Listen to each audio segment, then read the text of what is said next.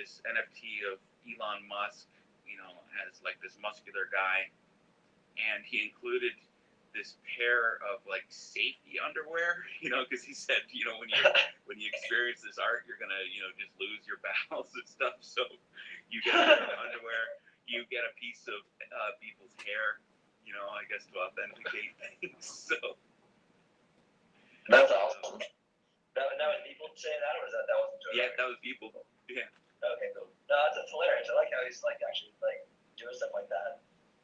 He's not just making the digital art. He's actually he knows what he's doing now. He knows he's got the attention now, so he's able to do a little crazier stuff, make it a little more interesting. The friend of mine, did you ever who did the House of Warlords series? What's that? I said my friends who did this House of Warlords NFT series. Their advisor for that is the guy that bought that $21 million people piece, that Human One, where it's in the big box and constantly walking. Sorry, my thing cut out for a second. It was, I think it was called Didactic or something like that, or Didactic. It was the company, but they purchased that Human One people piece. Oh wow! So it's constantly walking, I guess, and changing the background. That's forever. Yeah, it sold at Christie's not too long ago. But they have a whole lot of these House of Warlords NFTs that I bought a bunch of. Wow. And the Warlords ones, they made it so you can actually sacrifice one. They're all like Japanese style tattoo art, samurais. Oh, cool. And it's one of the artists that worked with the hashtag under a pseudonym. But he's drawn like over 1,000 different traits to pop together to make all these different warlords for Series 1. Wow. And if you sacrifice one of them or commit seppuku, you can swap over traits from one to the other. So if you got less rare traits on one and more rare traits on the other, you can combine the two of them together to make them super rare. Wow. Wow. And were you the one who got people's art into the galleries here? No, I think Justin had those, right? Yeah, so how that worked was she did a show in Toronto. Yeah. Raven came. Hey. Oh. Hey. Hey, Raven. Hi.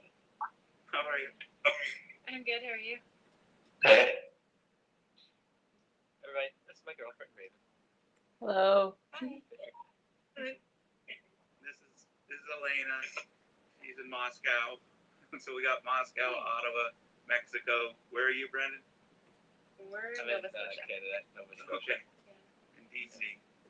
We're doing all right. DC. I must have been in DC down here not too long ago.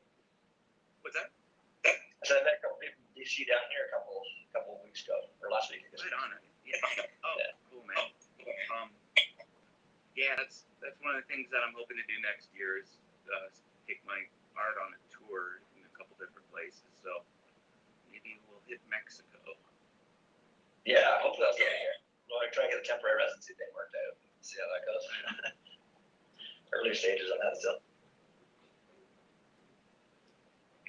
The people thing, how that worked out was he was doing an exhibition at Northern Contemporary in Toronto. And we went out to the opening. Justin got chatting with him and showed him Artgate on the Oculus Go. And people said that it's pretty cool. Here's a link to my Dropbox. Just do whatever you want with it. So he gave us like 2,000 artworks. And Oh my god. so then we had this Dropbox link with all his artwork. And then we got, his name's Colt. He's a curator from IC Contemporary, which is another really interesting gallery. And he was wanting to get involved. So we did a trade where Colt curated the exhibition, and then we gave him a gallery space of his own to work with. So, yeah. That's kind of how that worked. So people, he's just like, all he said was, here's our Dropbox link, sell some shit. And so, yeah. That's amazing. Sell some shit. Yeah, that's all he said. And And so we just put up that exhibition, and then everything, all of his artworks link out to his NFT page. Yeah. I wonder how many of his NFTs are still available as ones. Sounds like any. None of them? That wouldn't be surprising, I guess. In demand. Yeah. What does he sell them for now for each one when he releases them? I have no clue. No. He's that was before he was so famous. So now he's too famous to keep in touch with.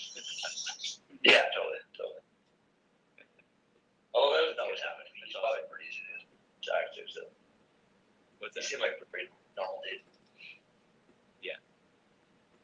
That's awesome that he blew up so much, though.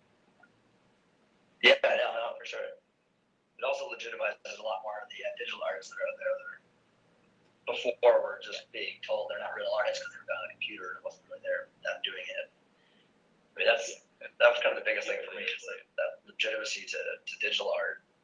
You no longer have to print it out. You no longer have to have it, framed. You don't have to ship it. It's all it's there. It still counts as art even though it's done on a machine, right? Yeah. Just like Hey, Graham, I think I'm gonna show Elena your gallery, so that's where it'll end up in, right? Yeah, of course. Yeah, I was just waiting on that edit stuff because we didn't do any informal kind of chat kind of thing. I think this time as opposed to. Awesome. Are you still there, Elena? Uh-oh. Bro. Elena went to sleep. No. Are you still there?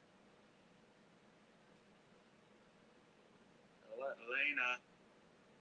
I'm here. Okay. Oh. If you walk straight ahead, you see where it says #gallery? Yeah. Hold on a second. Let's Yeah, go. I see it. Let's go in there. No, because I said I'm here like 20 times because I was on mute before. That's why I Oh, you're on sounded mute. weird. Okay. Oh, yeah. Sorry.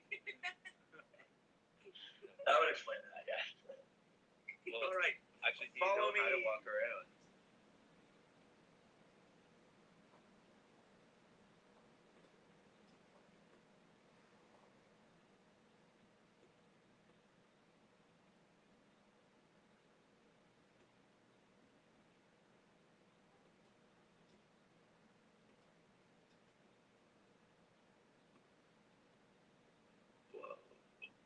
What is that?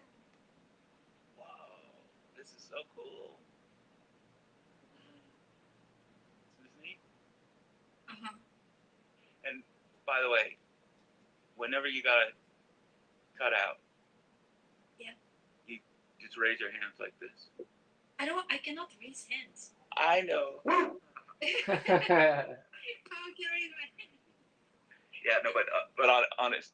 Oh, sorry. Yeah, but honestly, whenever you gotta cut out, just do, and then we'll Yeah, chat okay. again later. Should we try and go in the third room, the NFT room?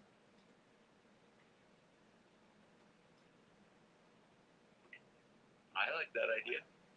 Sure. Yeah. Yeah, let's see if we can go to room number 3 and we won't have any sculptures in there.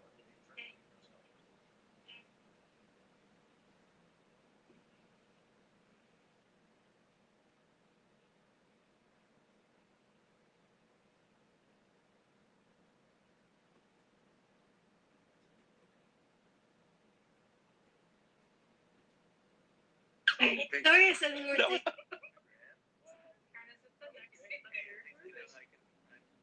gonna try and go to the third room, yes.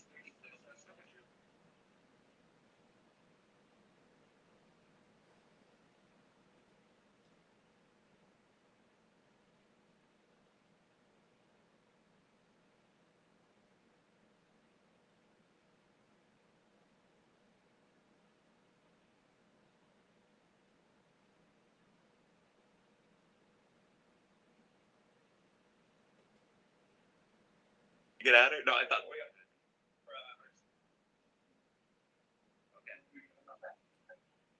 Wait, I'm in. I need to chop that. You're one room too far then. I'm in Mina chopper too. Okay. You're one room too far. Okay. Which one are you in, Zach? I'm in the third one. I think there's no sculptures. Yeah, NFTs in the. Yeah. You're in the NFT one? Yep. Okay, cool. Sweet. Made it. What should it say on the wall? It should say NFTs at Meta Biennale 2021. Okay. Nice. So Graham, when So I this is a walked room through, NFT artwork we have on. I went through the first two rooms with like AO1 stuff, and then when I went through the doorway, it brought me directly into Mina Chopra. And then I went back, and then I got into the NFT. No, that's strange. Yeah, I went right into room 3. That's weird. Although I guess it's good for her that people go to the third room and see her some first. These ones over here on the left, the ones I was talking about with the howls that you can swap traits out on. These ones are all one-on-one ones, but it's this series that we put up that they can swap out traits. They look a little bit different than this. The ones are FPFP ones. But he also did a bunch of one-on-one pieces just to kind of advertise the show a little bit. The tag should go a little about me.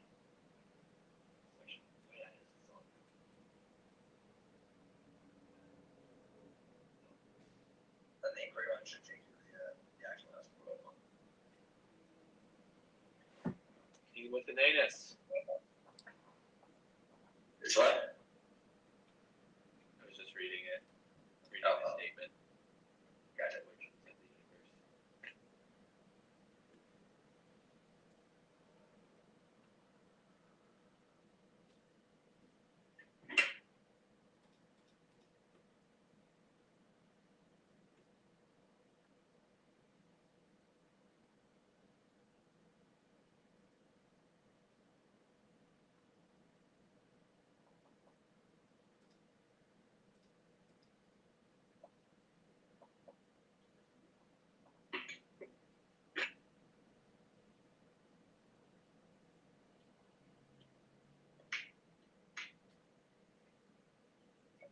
Oh, we got one more.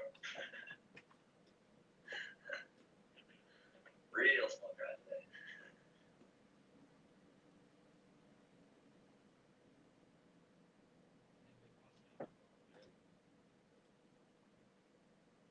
Which was that?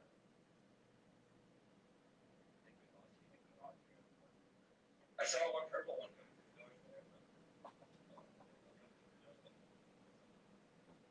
That might have been giant.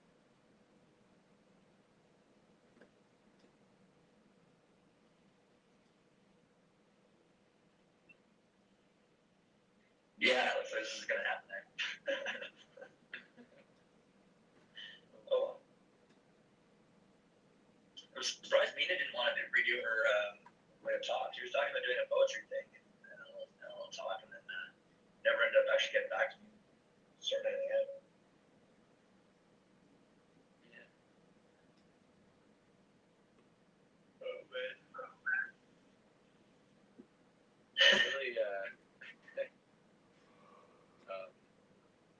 me like letting off the gas a little bit really makes a big difference. Oh yeah, in terms of getting people out of stuff. Yeah. I was just trying to like rest a little bit. I was like, let's see how this goes, like without me, like. Yeah. Great. Well, I've done the same thing with my gallery wise too. Like I've had so much other work going on right now that the gallery stuff's kind of been a little bit on the side, which is not good. Obviously, I gotta keep doing it, but I realized I have like 2 other shows I'm supposed to be like setting up and going, but they're gonna do for January now. But like 2 or 3, just like I got really sidetracked. I think gotta get back on track. Now I'm just up to my eyeballs in Photoshop editing and website stuff, and Facebook advertising, ads manager, learning how all that works and stuff, which is interesting, but it's also it's a lot to take in. Yeah. Pretty. It's good that there's so much that can be done remotely, but it's really hard to pick and choose where to put your input. Yeah, exactly. I think it's a matter of like maybe just like setting out a schedule and being like, hey, this time I'm gonna watch training videos on marketing stuff, and then this time I'm gonna be doing Photoshop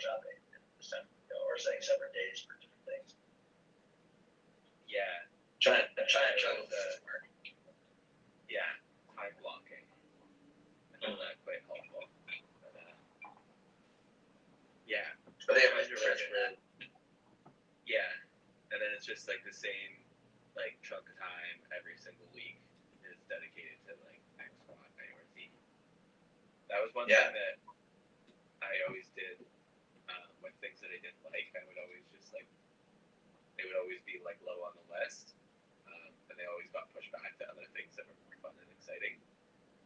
Yeah. And I just ended up like blocking a time where I was dedicated to doing the stuff. I needed to get that. Like accounting. It was That's something I always yeah. forget about for like 3 months. Yeah. It was always bookkeeping. So I just said every Friday at 11 is bookkeeping time. And That's a good idea. Yeah. Yeah, that's good. I really should start doing that thing. I did write down on my to-do list like every day, 9 o'clock, go and watch a different like Photoshop tutorial and start learning more of that. I have yet to do the first one, so. I can't get into the third room. You can't do it. Like now into the third room, I've tried like 3 times. It just Oh, weird. I'm like stuck in the doorway. For like It just skips right by. it doesn't even like it just won't load. Oh, that's so weird. Like, I just get stuck in the door and then I have to like exit and go back in. Well, whatever. As long as we have okay near each other. Yeah. Are you in the same problem, Jay? I'm back in the third room. I'm Oh, you're actually in the NFT room now. Yeah. Okay, cool. Yeah, I was saying that before the ones that are over the wall And too. motioning your way through. Like So if you could look the ones on the walls to the left of the text there, those are the ones I was saying had the transferable traits. I'll try that. Okay. So we have the same headset. But they're same style, but different pieces. Because the other ones are all PNP ones. These are one-offs that they did for the show here. Is it possible for you to turn your volume up a little bit? Oh, volume up. Yeah, I think so. Actually, you know what? No, okay, never mind. My volume was at half. I'm good. Oh. Okay. All good? All good. Yeah, so this the 4-month one they released like last week or before, I think it was. And they just had the event yesterday where you could sacrifice some warlords to transfer traits to other warlords and get their soul tokens. So they have it set up so you can sacrifice one, swap traits around to make them more rare, and then the tokens you get from that you can buy one artwork from the artist off of their website. And then there's new houses being released every so often, so there'll be new traits coming in, new warlords, new houses. The idea is to kind of be able to mix and match stuff, but every time you mix and match, the supply goes down, so the value goes up in theory. And so, I don't know video games or nothing. So the Warlords, that's part of a video game, right? No, it's just something that they made up. It's okay. The guy who does the artist, Montero, he's one of the guys from Toronto. Okay. So he's in Philippines now, he's a tattoo artist. Oh. Or 8 years now. Okay, so he does tattoos, and they were trying to figure out something that works in like his tattoo style. And he does a lot of like samurai-based stuff. So they decided to do the entire series based around that. So they created like I think it's 6 or 8 different houses of different warlords, and the idea was like a battle type idea. But there's no actual game or anything yet. I'm gonna try and see I'm gonna try and mention it because I think it would be kind of cool if they made like a Street Fighter type game out of these characters, so it's like another level of the utility. But yeah, right now you can get them. I think it's 0.69 Ethereum is what they were going for mint. And then if you buy multiple ones, you have 2. You can combine the 2 of them together to make one more rare one. Oh, that's so I had one that was number 13, most rare after the minting. Just got lucky. And then since then, a bunch of people have seppuku their warlords, and now mine's jumped down to 52. So there's much more rare than mine now because they mixed and matched stuff and made it more. I love it. So that's so cool. I love all the different levels this is going to.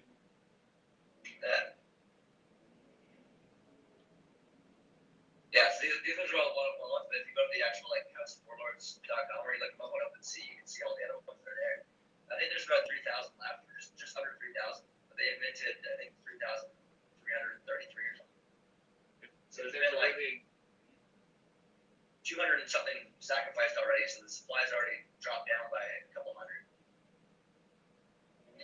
should offer a free tattoo of the NFT. You buy it. Yes. Really? Yeah. So cool. They're also part of their roadmap too is that like some of the NFT holders, after a certain amount of time, there's a trip all expenses paid to Japan. Are you serious? What? Yeah, it's part of their launch. There's also in the Discord, there's also games and stuff like trivia nights. There's like someone's won a music trivia one, got a free one the other day. I won a couple from like a contest I won, so I got a free ones from there.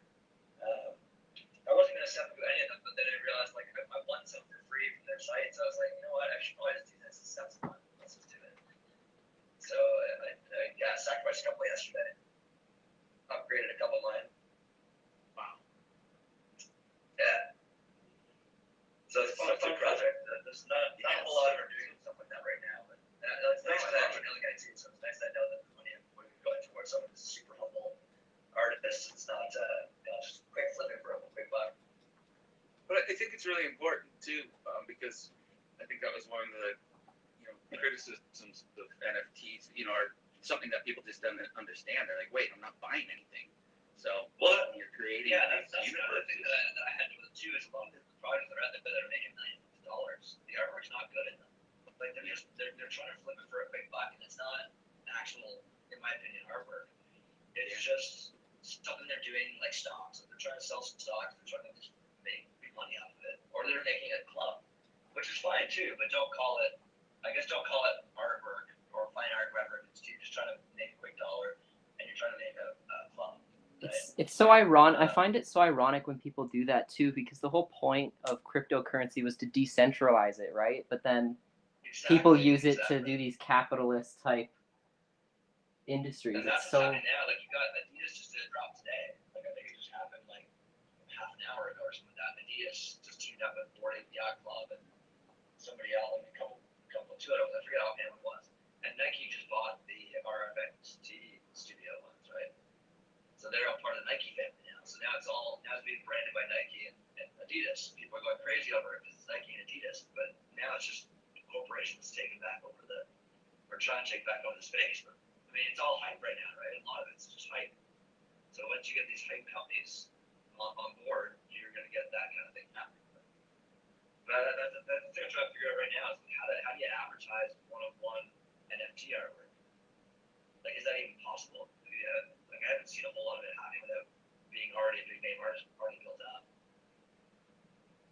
Yeah, there's a weird thing that I'm noticing happening is NFT artists they're super prolific. Like they'll make 2,000 artworks. What about like lower volume amounts of artwork? I mean, that's what I'm trying to do with mine, right? Like these plant pieces on the wall over here are ones that I'm just doing over here. But like these started out as me taking source photography for paintings that I was doing.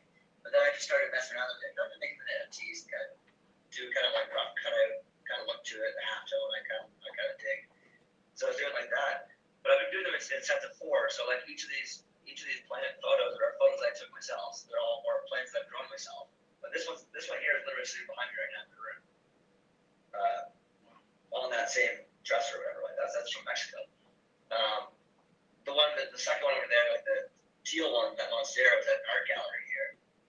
The palm trees from one of the streets here, and then on the far end, the cactuses from Puerto Rico. But so they're stuff I took while I was traveling. But they're meant to be like source photos for stuff, and then so I was kind of messing around with little sketches. Each one of them I'm doing a set of 4 different colors. I have a book that I brought with me called Palette Perfect, which is just like a color palette book. I'm choosing different color palettes out of there, and just doing a collection of 4. But they're meant to be like entry level pieces where people can buy them and add them to your collection and start doing NFTs. So they're priced at 0.021. My birthday's the 21st, so I price them as increments of 2-1. A lot of the colors are also based on, like, CMYK sliders are all different numbers based on different things that I've done. And I think a little while to go into what those numbers mean and why those are there, but they're also adjusted slightly so that those numbers all make sense. But that's just for me in the back end. But the question is, how do you market something like this? If you're not already, don't already have 10,000 people following you online or 20,000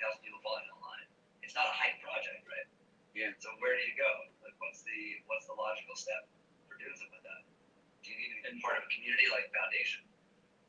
Does it need to be, a super rare? Does it have to be a drop where they're hyping it up for you on the other end? Like, when is it okay to buy a piece of artwork as a one-on-one? Or, these are all one-on-ones. Like I said, it's set up for, but the colors are all different, so technically they're all one-on-ones, right? And like, if you were to make 1 million iterations of this, and if you set it up on an automation that automatically tweets each time one is created, that's what I'm seeing people making. They're making these scripts that automates the whole art production process. Like, it automatically reorganizes different parts of the artwork, and then it automatically posts it, and it automatically it's just this algorithm. Oh, are you talking about the PFP stuff? Like a lot of the projects, they're a lot of the big ones, the 10,000 ones, like all those ones are all AI generated, so that you pop in like 100 different traits for your head, 100 different traits for the nose, 100 different traits for the hat, and then it goes through and it just randomizes them all, which is that was like that Warlords project I was talking about. They did that, yeah. But he drew over 1,000 different items to put in there. A lot of them were faces. But then it's 1,000 times 1,000 possible iterations, or is it to the power? Right. I think it'd be to the power. As it's making them, it says, okay, background is one trait. There's nine different traits in the Warlords series, for example. For the background trait, what am I going to give it? Do I give it something, or do I give it nothing, or do I have a choice to give it nothing? For noses and eyes and heads, it says, hey, I've got a pool of 100 different hairstyles. Do I pick one of those hairstyles, or do I pick none of those hairstyles? And then it goes into that, and it generates them automatically over 10,000. Yeah. So that's where you get rare stuff and non-rare stuff. It only picks to choose that face one time out of 10,000, or it has 300 options for faces. And it only chooses that face one time over 10,000. Then you got it would be those face, 300 faces, but also in combination with the 10,000 other options. So it's 10,000 to the power of 10,000. So you're actually dealing with almost infinite numbers at that point. Yeah. I think you could set the thing to choose certain, from a certain pool of thing, right? Like I said, the Warlords one, I think they didn't have, I think he drew 300 faces, because all the faces in that series, when you look at all the traits, it's like 0.17 or 0.5 of the 3,000 are that face. And there are quite a few faces that are in there. So I think that one he drew more faces. But stuff like, the clothing. The clothing pieces, there's a lot of them are 2% of the collection will have that same piece of clothing. And that seems to be kind of the average. So I think you didn't draw as many clothes for the set, and it had to give them a clothing option. So the percentages were higher for that. Or backgrounds, for example, some of the solid color backgrounds, they're all 8%. It's really interesting to see how the exhibition context is changing the art creation process. Before there was minting NFTs, it was I would chill on Zip 4D or in Photoshop, and those are my tools. And now the tool is making an algorithm that can spit out 1 million iterations of my base drawings. Right. That whole production process is evolving. The whole algorithm thing, uploading 10,000 at once to see that part I haven't looked into because I haven't done a collection big enough. I'm big enough 4 at a time, so I just upload them manually one by one, and then post them on Twitter one by one, saying, hey, there's a new piece. I have about 40 up there now, and the series is behind me. But I'm wondering if OpenSea's the best way to go, or if I post one Foundation, because I have an account on Foundation as well, but you got to pay each time you put one out, so it's a bit of a different story there.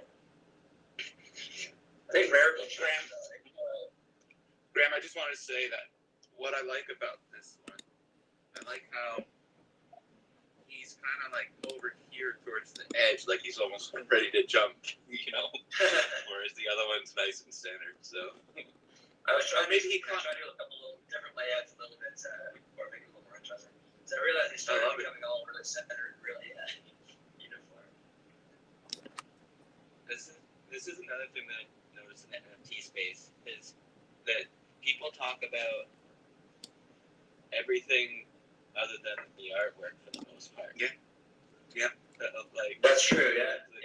You go in the Clubhouse chat, like for like any NFT, anything, and they say the name of the artist, and then they say, "Oh, check out this one. Like, it's got like the floor is this amount, and this happens." Or the utility is this or that, or whatever, right? Yeah, like because I mean, I'll be honest with you guys. I have no idea what he said for the last 10 minutes.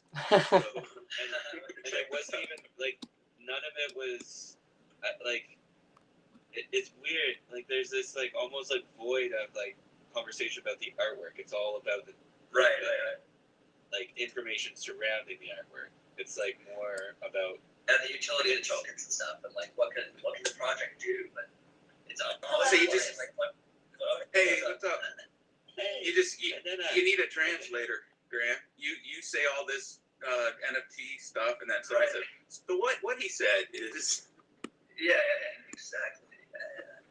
Yeah, I just like a lot of these projects that are coming out are talking about the utility of the project and the roadmap of the project, where this project's going, and half the time looking at it like, what?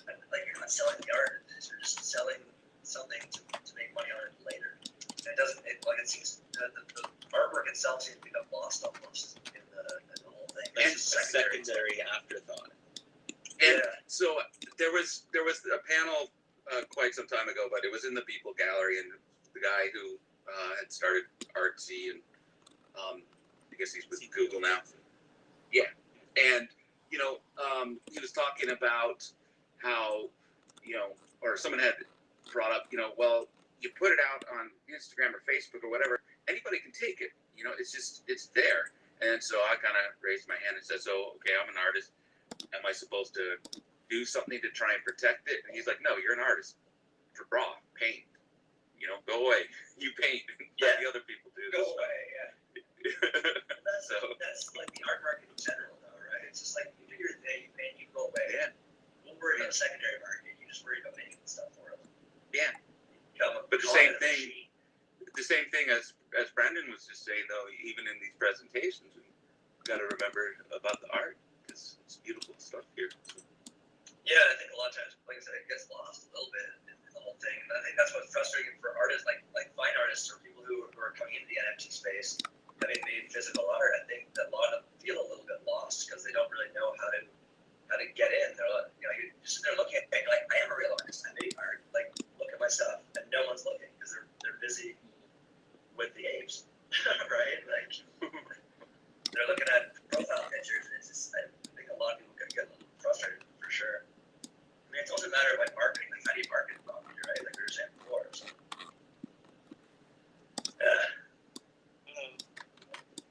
Hello.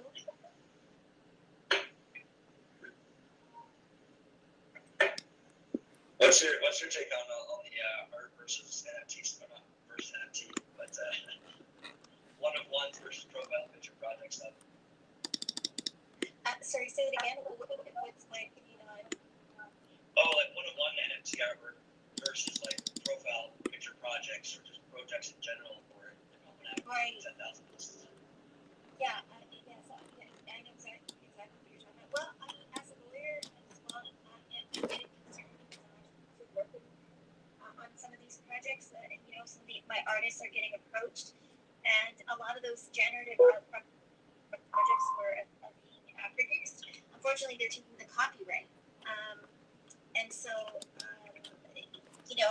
they seem to think that by selling these, that the person can get derivative rights to it, they can get the IP rights, and I feel like that's really harmful to the art community because that's not it normally would work, and I don't want to see artists feeling pressured to know, I have to give away my copyright, which is what I'm seeing with some of my clients in order to do some of these big generative art projects. So that's one issue, and then the second issue is, is there copyright, like if these computer creators are, creating these works, what are sort of the IP issues surrounding that?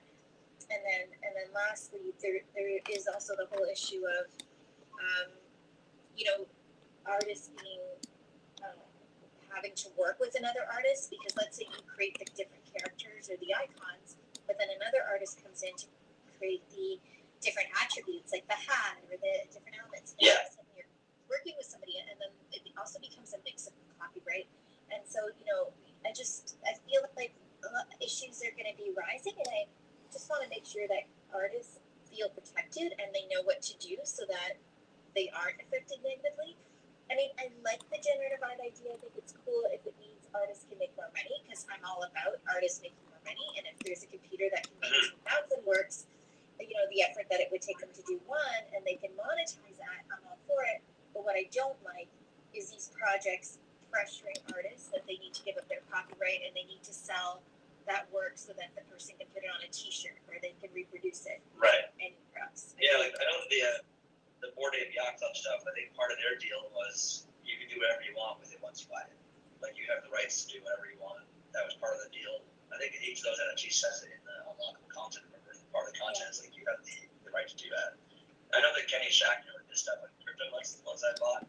Like he basically said, if you want to do anything you want, do anything you want. I don't care. It doesn't matter to me. He's like, it's all. This is better like an art club. This is meant to be like a get rich quick scheme. This is meant to be like a digital art club or NFT art club.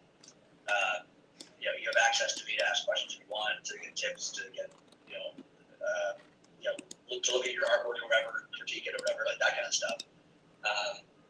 But he's like, I don't care about the actual artwork. I made it as part of a project. I'm trying to get the fine art world on board with NFTs. So feel free to make a T-shirt with it on it. Feel free to do whatever you want. But yeah, I guess you're right. If it's project that's pressuring the artist to say, yeah, just give that up. Don't worry about it. Everyone else is doing it. Then it's kind of a bit of a different thing. Oh no, totally. So I'm fighting, like I'm trying to defend my artists in these negotiations to not do that.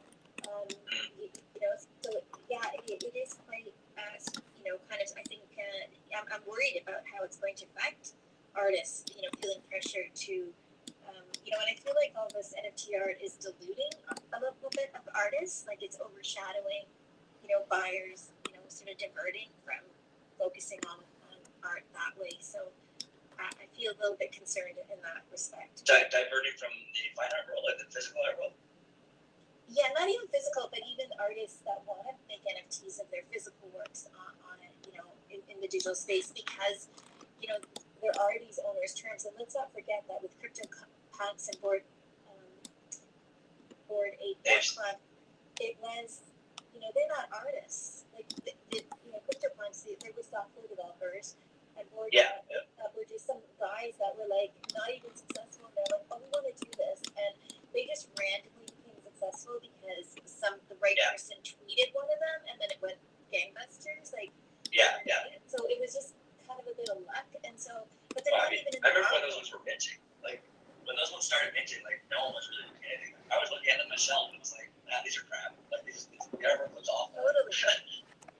And so I didn't do it, and then obviously it turned into what it was, and I'm kicking myself now. Like, But it was a luck thing. It had nothing to do with the artist, and the thing that I'm concerned about is more and more of these projects are going to be happening, and I just don't want artists to feel like buyers are going to buy the ones where the people are giving away the copyright, because then the artists may need to survive. I mean, I'm in a deal right now, and that's what's happening with the artists. They're feeling feeling pressure to give away their copyright. And then I had to fight back the licensing, fight back, at least give them 50% royalties. They weren't even getting 50% royalties. Right. Yeah, I think the standard on NFTs right now is 10% for resale ones. I mean, the initial sale is different, but like the resale stuff is kind of standard right now across the NFTs seems to be 10%. Yeah. And that's to try and not just scare people from reselling it. Because I think that was the other issue is like, will people try and sell in the secondary market if your markup on it is, say 50% or 20% or whatever it is. And does that make sense? Like if your piece is getting sold 15, 20 times, does it make sense for the artist to get 50% of each one of the sales? I mean, I would argue yes as an artist, but at the same time, I'd be still happy with 10% of each sale as long as it as long as it's continuous, right? And as far as that model goes right now, before NFTs, it was you got whatever percentage you negotiated with the gallery, and then 0% of any transaction that happened on the secondary. Right. So That's the other thing that NFTs is changing a little bit, which I really like about it, is that there is that residual that happens afterwards, where it's every resale you still get a little chunk of it. But I mean, I think 10% of every other resale seems reasonable to me. I mean, and it makes it so that the person who's selling it isn't going to lose half of their money every time they sell it. yeah. And so let's say if you've sold a physical painting, can you go back and then resell it as an NFT? No. Yes. I mean, if yeah, because it's. Oh, sorry, I think that's the buyer. Oh, you just wanted it. Yeah, that's a good question.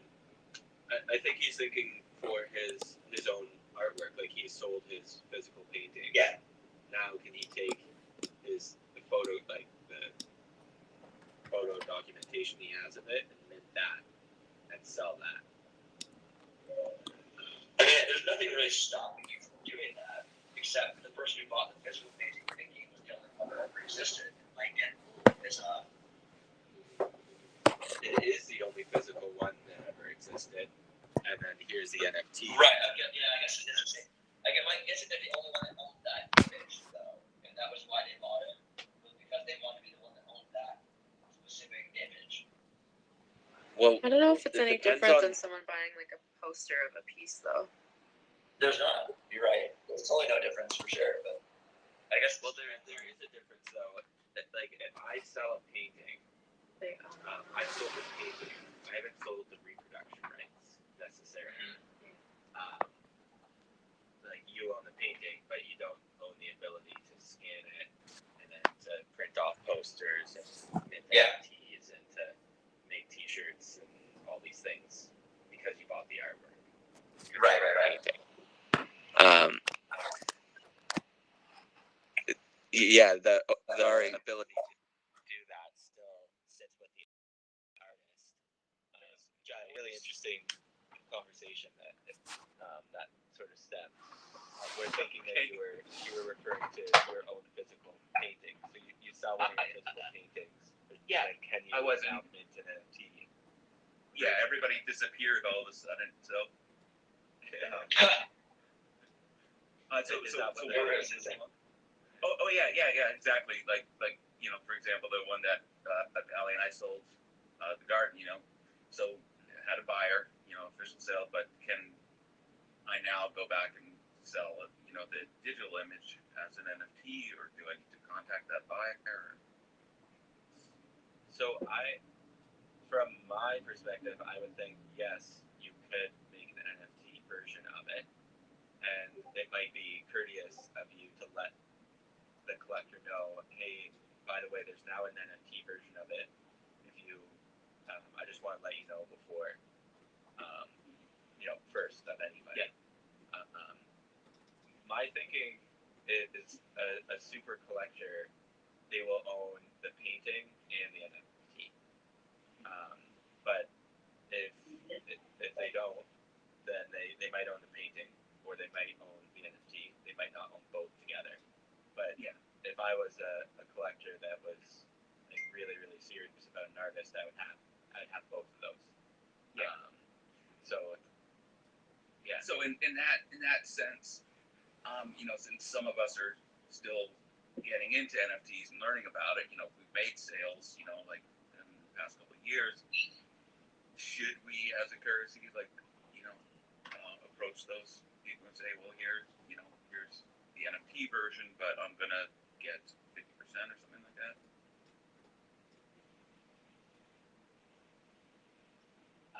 Which I would just mention you're going to be making an NFT out of it as well when you sell the physical.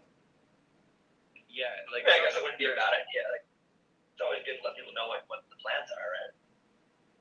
Yeah.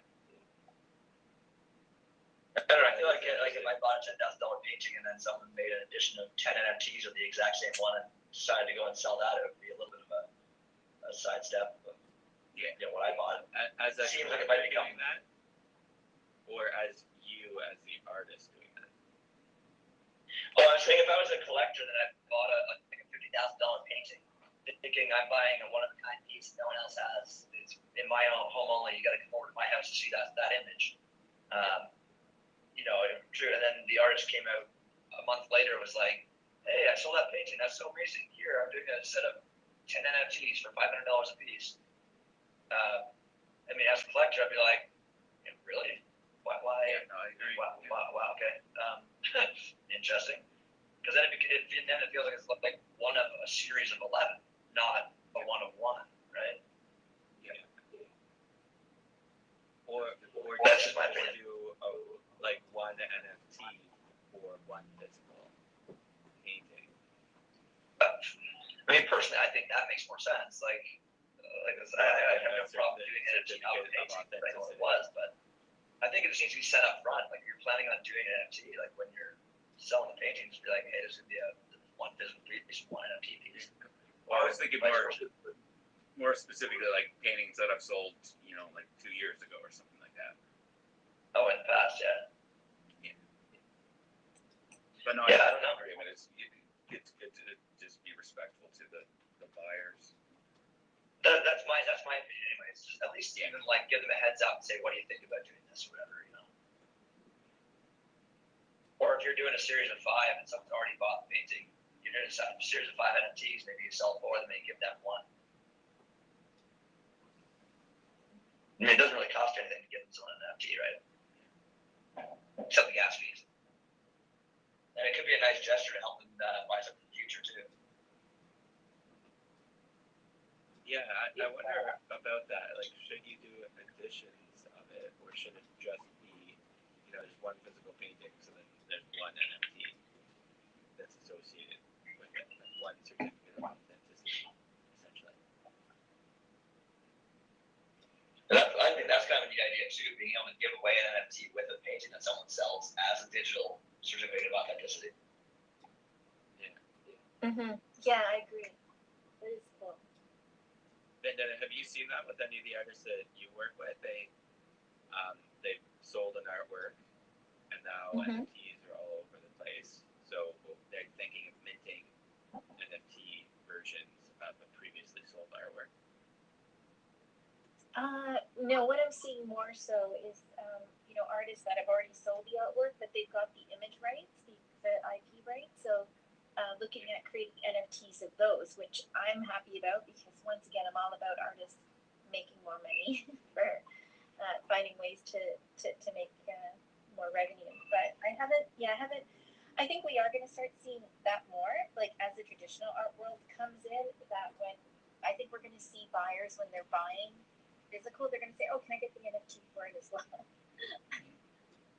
And I think that is a cool package deal because then you feel like you're getting a bonus. Yeah, that's exactly. I think because it doesn't cost you anything as an artist to give them the NFT except the gas fee to transfer it. So it's it is a nice kind of bonus, and it will actually help onboard people into the NFT world as well, since they have the first one. You can help them set their wallet up and get them kind of onboarded a little bit. Right. Which in the future you do an only NFT drop, and they'll be ready to actually buy it. In the future, they know what it is. They know they have kind of an idea. It's kind of a learning process. So, I have like all these new works, and they're digital first, like AI works, and I haven't minted any NFTs of them, but I would like to print them. I'd like to do them like large scale prints. That's sort of the end product. And I was thinking that doing an NFT version of it would be good. So you can get the NFT version, it's just the file, and then there is the availability to get the physical world print version of it. How would you have the as unlockable content? I just don't really know the right way to proceed. So, like on the one side, you could do the NFT, you purchase the NFT, and now the unlockable content is that an artwork is going to be shipped to you in time. That's what I have for the ones that are behind me here, like the ones with the skull and the leaf on them there. Yeah. Like those were that same print series that I had done before, but I made a one-of-one NFT for each one of them. But I put it up there and said to the person, if you buy the NFT, I'll send you a free physical copy. Yeah. So like at the time when I priced them, it was like $400 Canadian, and the prints were $200. So basically, you buy the NFT and you get the free print, so it's $200 each essentially. Now Ethereum's gone way up in price, so it's different now. But and then so you could do something like that where you made the series and then sent to print. Or what if they were two standalone things? So here's the NFT version, and here's the print version. And, yeah, you can do that too. Totally. And then so because like not everybody in the art world like has their wallets and is set up and knows all that stuff. So it is a specific person that would want to go through that process and would have the ability to go through that purchasing process. So you might get someone that's more traditional that just wants their physical thing. So they can come in, look at it, buy it, walk out the door with it. And then you have the other person that might only want the NFT version. And then you might have some people that want the physical and then also purchase the NFT version. Yeah, like, I mean, unlockable content for me was just kind of a way to kind of give someone a little bit of a bonus to try to entice them to buy the NFT. Like, but the rest of those prints are still available as physical copies. It was an edition of 40. I just figured it'd be a nice kind of gesture to give away a physical one to someone who was able to support the NFT version. So do you have? It's still pretty early in the game, right? So the more you can kind of entice people, it's okay to kind of to buy the NFTs, the better it is. Because people are still a little bit uncertain right now. So do you have 40 NFT versions of the? No. Like, because like you have 40 physical prints. There's 40. They started with 40 physical prints. There's like one NFT. Yeah, one NFT that gives you one edition of the prints. Yeah.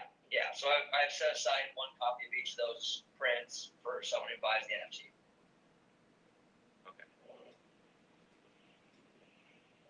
I mean, the other thing I can do is just send a postcard to them too. Like I made postcards for prints as well. So, like for those, if someone buys the NFT, or if I had a series of 100 of them, I could just give away a postcard with each one too.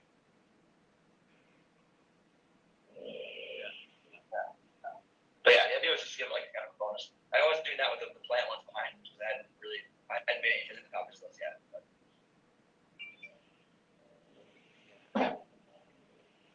And then if you were to do the certificate of authenticity idea,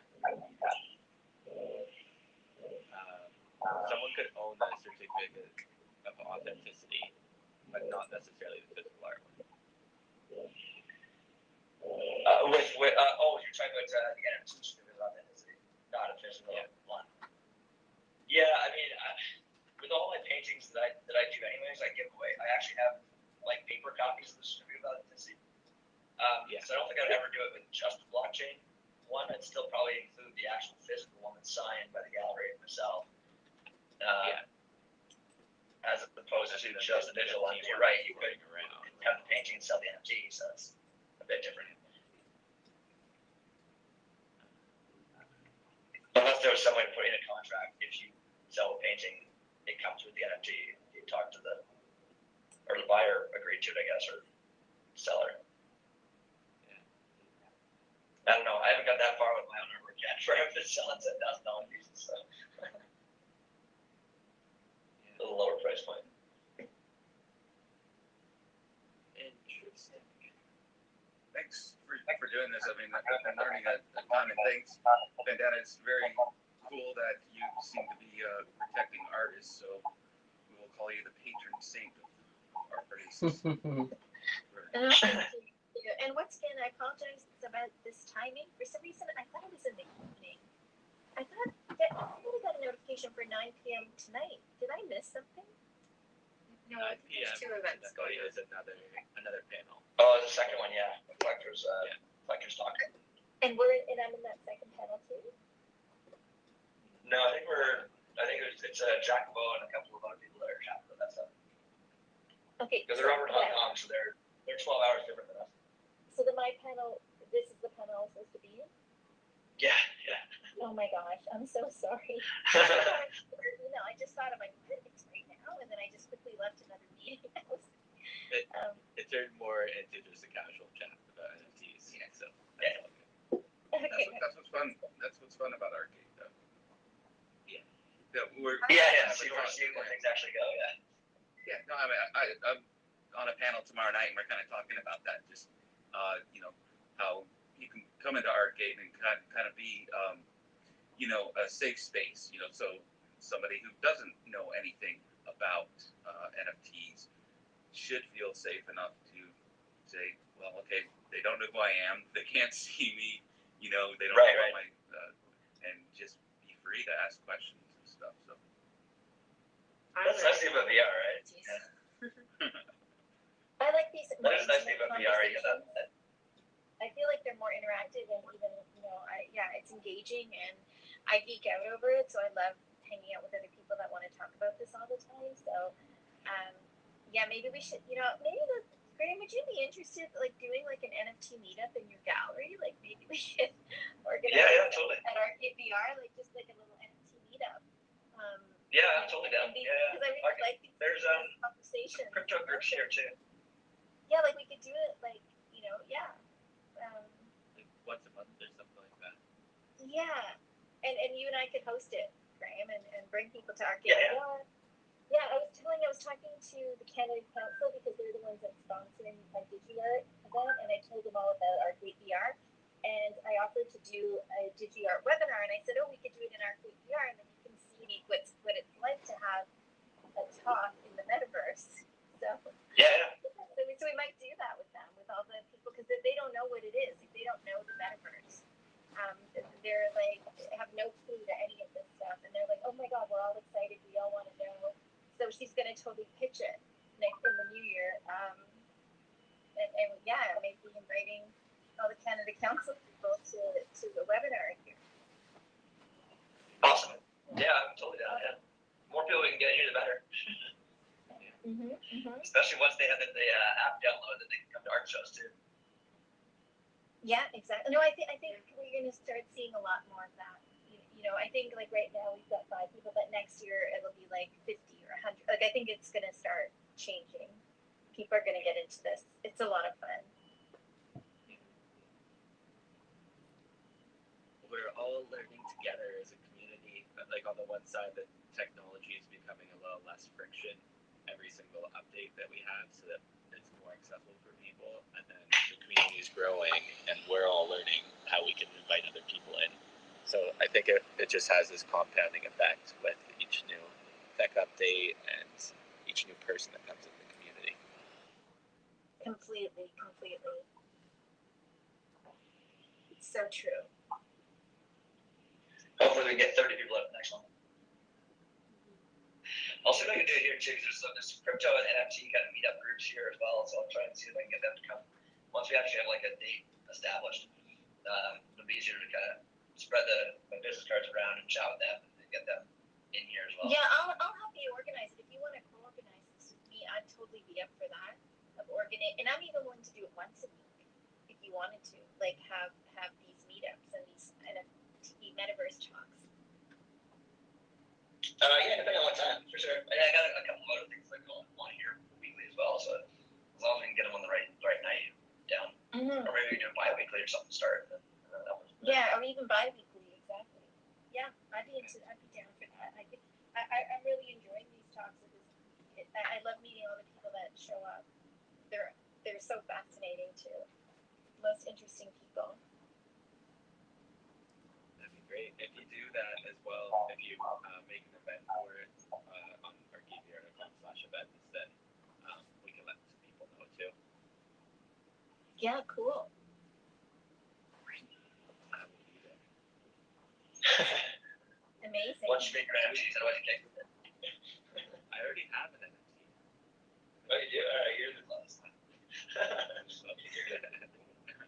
Zachary, are you gonna do some NFTs of your work, Zachary? Yeah, I've thought about it for a while, but I don't know. I can't wrap my head around it. I'm not sure. In what way? I'm kind of feeling it out. Like I've done some research. I've done some reading on it, but I've also got to find the time too, right? Like right now I'm in between places. I just moved up to Ottawa. I'm I just got this new apartment, and I mean I moved up here I last December with no money in my pocket, no job, nothing lined up, and I've just been kind of putting together my life up here. So and then in a couple months I'm moving even further. I'm moving to Halifax. So once I get settled in a place, then I'll go back and start making art again. But the past year has been hectic. Right. That makes sense. I mean, I think that's for everybody though. Yeah. It's kind of puts off the other things. One step at a time. Yeah. But that's also a good point where he's saying it's hard to wrap your head around. And so I work with Allie J, and so she's been, researching this and figuring things out. But I think both of us are still at that point where it's kind of like, hey, it's cool, but still don't quite know like how it works. So even the most basic things of like how do you get started, and is that something where you hire somebody to help you, or do you have to go through a company, or do you just do it on your own? Well, I mean, I'm launching our Cryption, and we'll be doing webinars on the ABCs of how to do all this, like setting up your MetaMask wallet, how to upload an NFT, how to sell, how to price it, how to promote it. Yeah, and so we will be doing that for our NFT platform. Very cool. The other thing with me is I feel like I haven't fully developed as an artist yet. I'm still in kind of like the figuring out my philosophy stage. I haven't focused my artwork yet, so I feel like I'm not ready to like release it into the public for sale. Yeah, you should polish something like that. You can't rush it for sure. Yeah. I do understand the getting your head around it side of it. But like I spend a ton of time, building this metaverse and meeting up with everybody, and I'm like really comfortable with technology. And like I got into the crypto space in like 2017 was when I kind of started to jump into it, and like I was like collecting, like stacking crypto and doing quite a bit with it, which was awesome. And then even just like keeping up with like all of the different cryptos, like there's so many that get made, and they have all these different like possibilities, and like their price movements are different, and like that's the whole crypto space in itself is like an endless rabbit hole. Like you could spend your entire like so much mental energy just going down the crypto rabbit hole, and then going into NFT rabbit hole. There's like a whole other set of communities and people and like networks, and um, like it's another layer that you have to get your head around and figure out, and that's more time to learn it all. I set up my MetaMask and like started minting, and it just takes time. And that's one of the challenging bits is like where you place your time on things. Even once you mint something, then it's like, okay, well, you can't just mint and then it goes off and does its own thing. Then you have to like post about it and then engage a community, and then mint a bunch of stuff, so you have a lot of content for people to see, and then share all of that around with all these different communities. And it's it becomes like for if you're spending time making artwork and then doing all this stuff on top of it, and then doing the marketing on top of it, and then like it's so much to do as if you're coming at it from an artist perspective. So yeah, find it interesting that the really big projects are like software development groups because like they have teams of people and they have like they're running it like a business, right? With like, okay, here's the marketing plan, here's the like technology plan, here's the how we're gonna make all this content, and it's like an organization, right? It isn't as simple as like it is as simple as just minting and thing and then like putting it out there and connecting with communities, but the time that's required to go through that is quite a lot. That being said, though, like Damien Hirst and Jeff Koons and those guys, they do the exact same thing with their artwork, right? Yeah, they've got marketing teams, they've got studio assistants, they've got fabricators, they've got like everything part of that. Like it's a machine. Art has always been a business. It's always been what? Art has always been a business. Of course, yeah. I mean, it has to be, otherwise you're not going to sell anything. You can make all Exactly. the great artwork you want, but it sits in your basement, no one's going to know about it. Yeah, and I guess the thing is, like looking at like that business model, I guess, with like the Hearst and the Koons business model, that's like for us, moving into the like traditional like gallery world and museums and exhibitions. Now you have like a whole new. Oh, lost him.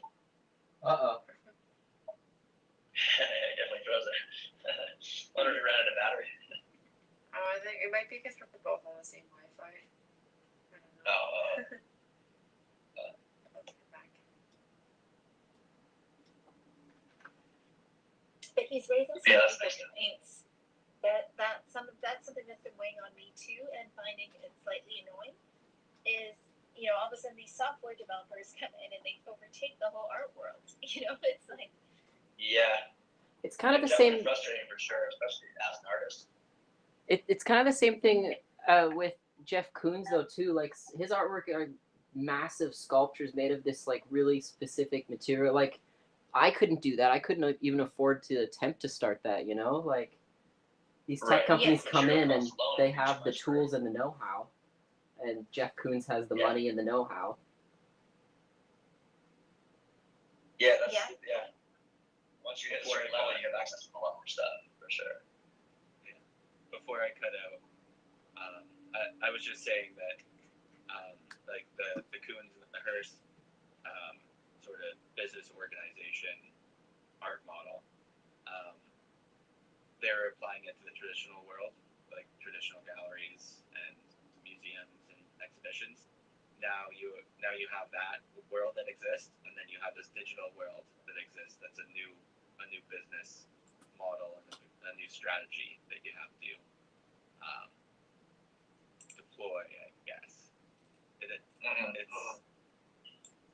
It's so much more than just an individual artist making artwork and minting a couple things. Is I guess the very long way that I'm going about.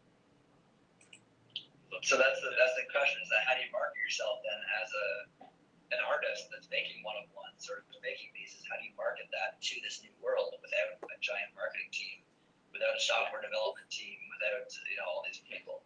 Is that possible right now, or is it so hyped up and so drowned out by everybody?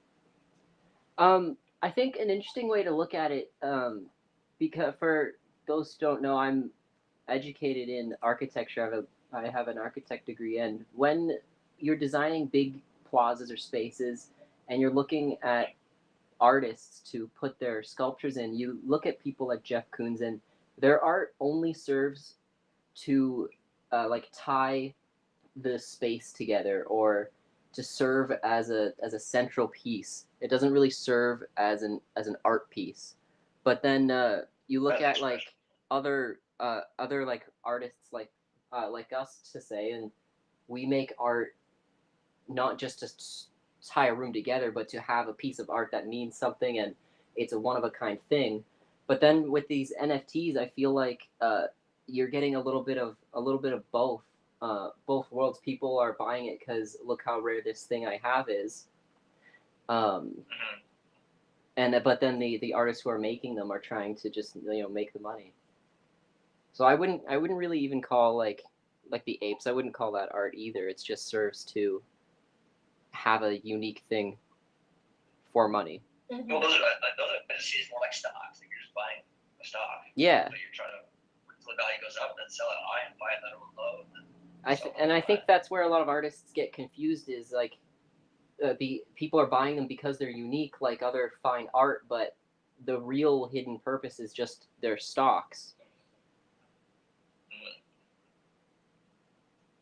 Yeah, I mean, a lot of the high-end fine markets like that too. Yeah.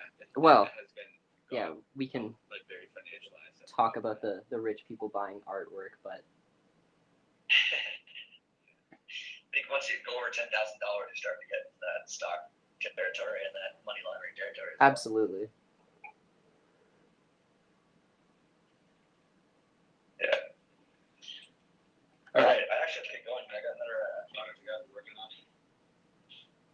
But Yeah. it's good to see you guys. Thanks for coming out and chatting for a bit. No problem. Thank you. Yeah, this is so This interesting. Up in some more. Yeah, thank you so much for bringing us on. It's what was that? Sorry, I missed that. Let us know when the next one's happening. Oh, when the next one's happening. Oh yeah. We'll sort out Yeah. I'll do the chat. Let's definitely set that up. Yeah, we'd love. Cool. All right, I'm gonna bounce. Thank you. See you guys. See you Thanks, next bye. Thursday. See you, Zachary. See you, man. Bye. Bye. Bye. Take it easy. Tonight at 9 p.m.